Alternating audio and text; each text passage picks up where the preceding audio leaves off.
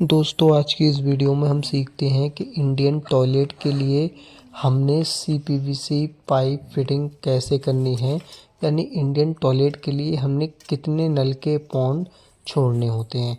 तो दोस्तों आज की इस वीडियो में हम आपको दिखाते हैं कि इंडियन टॉयलेट के लिए सीपीवीसी पाइप फिटिंग कैसे करी जाती है और कितने नल के पॉन्ड हमने छोड़ने चाहिए। तो दोस्तों एक हमने फ्लैश के लिए छोड़ना चाहिए जो हमारा सिस्टम लगता है, और दूसरा हमारा डिब्बा टोटी के लिए। और दोस्तों वॉश बेसिन के लिए हमने किस तरीके से नल छोड़ते हैं और कितनी हाइट पर नल छोड़ते हैं ये भी हम आपको वीडियो में दिखाएंगे।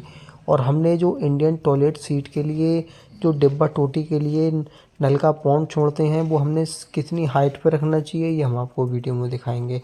तो दोस्तों जितनी लेवल पे हमारी सीट आती है उससे हमने 1 फीट पे नल का पॉन्ड रखना है ताकि हमारा आराम से लोटा उसके नीचे आ जाए। तो दोस्तों वीडियो को आप लास्ट तक देखें, वीडियो में बने रहें, वीडियो को लाइक और शेयर ज़रूर करें। और अभी तक आपने हमारे चैनल को सब्सक्राइब नहीं करा हो तो चैनल को सब्सक्राइब कर लें और दोस्तों वीडियो में बने रहें। तो हमने यहाँ पे ये टी लगा दी है, ये हमने सिस्टम के लिए टी लगाई है जो हमारा फ्लैश लगेगा।